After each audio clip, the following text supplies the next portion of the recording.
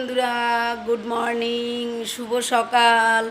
অনেকটা বেলা হয়ে গেল, অনেক এক বালতি কাঁচা ছিল, কাজ ছিল, সেগুলো হয়ে গেছে, সব হয়ে গেছে। এবার ঠাকুর ঘরে এসেছি। গপু বলো গুড মর্নিং। Good morning. আমি এবার স্নান করবো। দেখো আমি প্যাম্পাস খুলে যাচ্ছে, প্যাম্পাস পরে আছি। আমি এবার স্নান করব। তো আপনারা সবাই জানেন রত্নাকর দুষ্য ছিল ত্রেতা যুগে। রত্নাকর দুষ্য ত্রেতা যুগে। তো রত্নাকর দুষ্য কিন্তু মানে জন্ম থেকে মানে শিকারী বা ডাকাত ছিল না।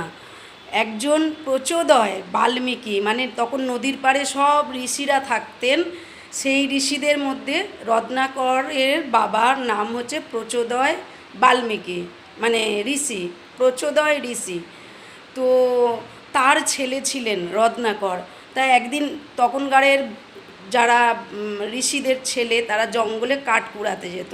যেমন আমাদের শ্রীকৃষ্ণ, তারপরে সুদামাও গিয়েছিলেন। তো জঙ্গলে গিয়েছিল, জঙ্গলে যেতে রত্নাকর হারিয়ে গেছে।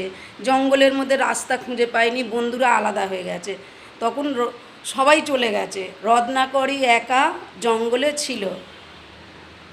জঙ্গলে থাকতে সন্ধে হয়ে আসছে, রত্নাকর কাঁদছে যে আমি কি করব, কোথায় যাব। তখন সেখান থেকে একজন ডাকাত যাচ্ছিল, সে শিকারি করত।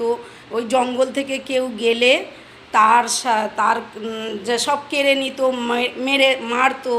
তো তাদের কোনো সন্তান ছিল না। ওই ডাকাত আর ওনার ওয়াইফে, মানে বইয়ের কোনো সন্তান ছিল না। তখন তারা জিজ্ঞাসা করে তোমার বাবার নাম কি, কোথায় বাড়ি।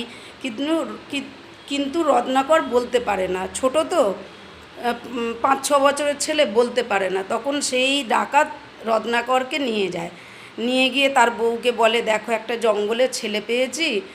আর বউ বলল ভালোই হয়েছে, আমাদের তো কোনো সন্তান নেই, ছেলে নেই, তার জন্যে আমরা রত্নাকরকে আমাদের পুত্রর মতন, আমাদের সন্তানের মতন,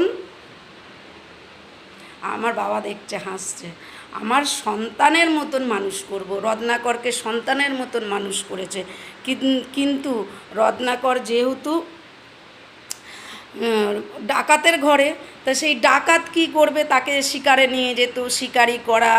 জঙ্গল থেকে কেউ গেলে জঙ্গলের সব মানে কেড়ে কুড়ে নেওয়া, তাকে মেরে দেয়া, না দিলে। রত্নাকরকে এটাই শেখালো। রত্নাকর ছোট থেকে ঋষির ছেলে হয়ে, একজন শ্রেষ্ঠ ঋষির সন্তান হয়ে তাই করতে লাগলেন। বড় হলেন, এরকম করতে করতে মানে সময় চলে গেল। ত্রেতা যুগের কথা এটা। শ্রীরাম অনেক পরে এসছেন, লাস্টে এই রত্নাকরই বাল্মীকি হয়ে গিয়েছিলেন। তো বড় হলো, বড় হতে রত্নাকরকে বিয়ে দিলেন। বিয়ে হলো, রত্নাকরের এক পুত্র এক কন্যা হলো।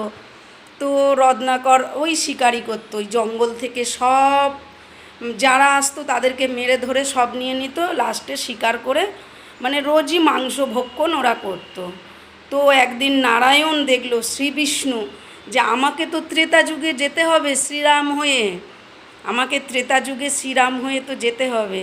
তার জন্যে কাকে দিয়ে আমি আমার এখন কি করে, আমরা ছোট থেকে দেখে আসছি, কেউ জন্মালে 6 দিনে তাকে না, আমাদের আসার আগে, এখানে পৃথিবীতে আসার আগে সব আমাদের ছক বানানো হয়ে যায়।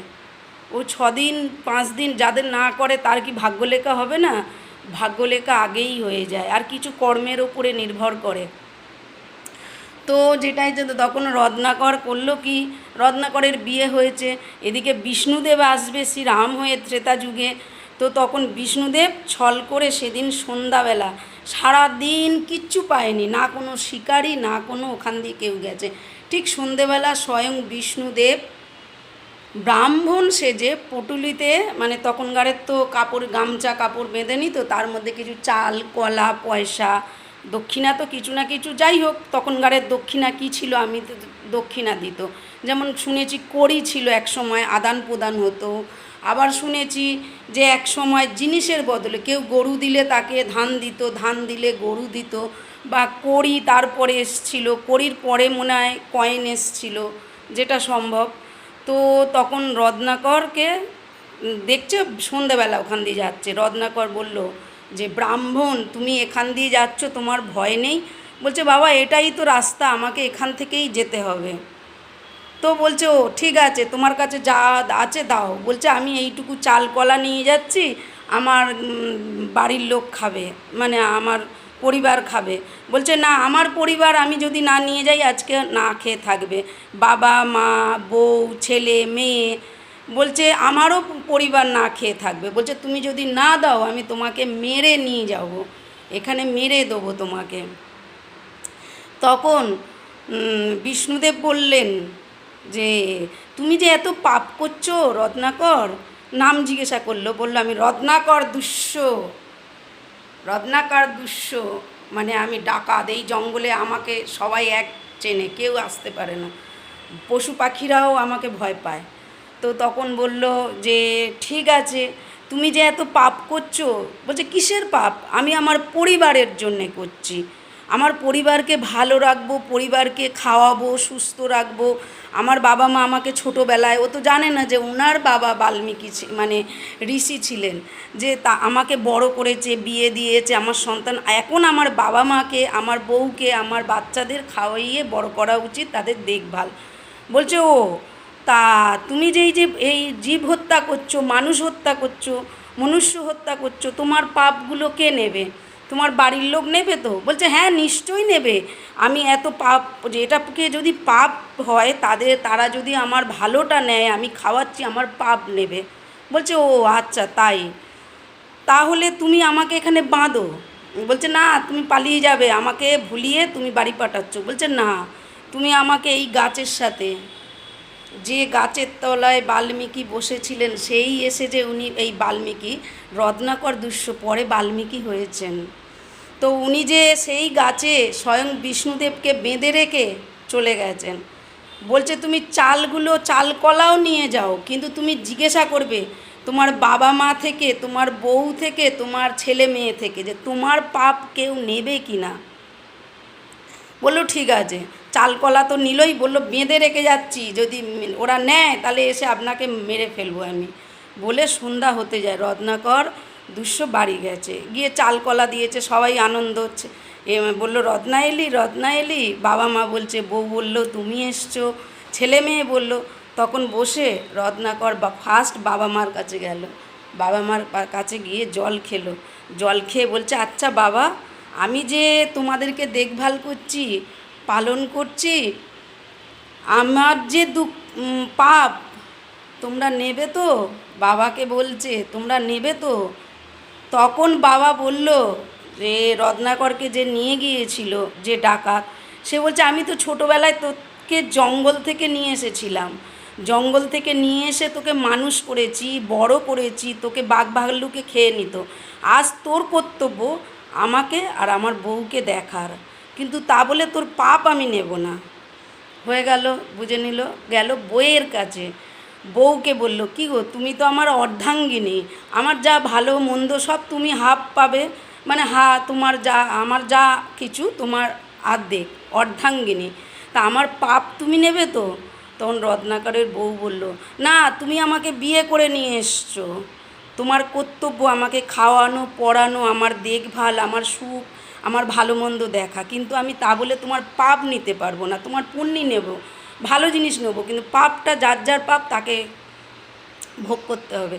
তখন ছেলের কাছে গেল, ছেলেও একই কথা বলল যে তুমি বাবা হয়েছো, তোমার কর্তব্য আমাকে মানুষ করা, বড় করা, তা বলে তোমার পাপ আমি নিতে পারি না।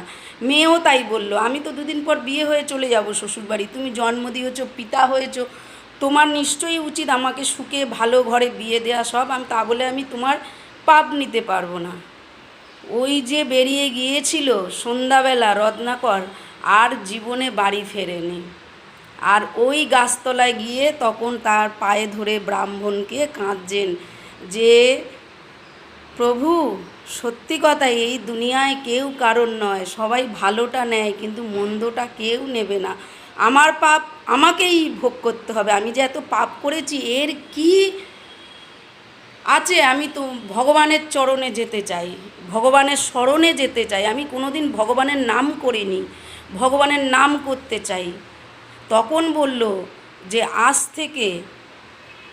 থেকে আমি এত যুগ পরে আমি বিষ্ণু দেখা দিলেন, বললেন আমি এত যুগ পরে আসব, ত্রেতা যুগ, এই যুগেই আসব, তার জন্যে তোমাকে তপস্যা করতে হবে, তোমাকে সিদ্ধি লাভ করতে হবে। আর পরে আমি এসে রামচন্দ্র হয়ে কি করব সেইটা তোমাকে আগেই লিখতে হবে, আগেই তোমাকে লিখতে হবে। বাল্মীকি লিখেছিলেন যে স্বয়ং রামচন্দ্র এসে কি করবে, তার জীবনে কি হবে, অনেকখানি গল্প এগুলো। তো বললাম বন্ধুরা, জানি না তো সবাই ভালো কর্মের ফল সবাই নেয়, কুকর্মের ফল কেউ নেয় না। তাই জন্যে যতটা পারো বন্ধুরা সবাই নিজে ভালো কর্ম করো। জীবন একটাই, ওপারে কি হবে আমরা কেউ জানি না, কিন্তু সবসময় ভালো কর্ম করতে হয়, সবাইকে ভালো শিখতে হয়।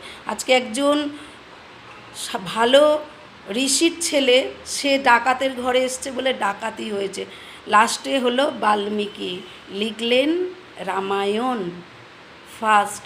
তখনকারের তাল পাতার পুঁথি ছিল, লিখে গিয়েছিলেন উনি কিসে, তাল পাতায়। তাই পরে সেগুলোকে আবার আমাদের চলিত ভাষায়, প্রথমে সংস্কৃত ভাষায় তারপরে চলিত ভাষায় লেখা হয়েছে, যাতে আমরা সহজে কৃত্তিবাস ওঝা সহজে আমরা বুঝতে পারি। জানি না আমি কতটুকু জানি, আমি যতটুকু ছোটোবেলা থেকে শুনে এসেছি, মাথার মধ্যে নিয়েছি যতটুকু, ততটুকুই এখানে বলি। টাটা বন্ধুরা, অনেক বললাম, এবার আমি পুজো দেবো, দিয়ে আবার একটু বেরোবো। টাটা, বাই বাই, শুভ সকাল, রাধে রাধে, রাধে রাধে। আমি রাধার মতন একটু বদমায়েশ, দেখতে তো নয় কিন্তু বদমায়েশ একটু।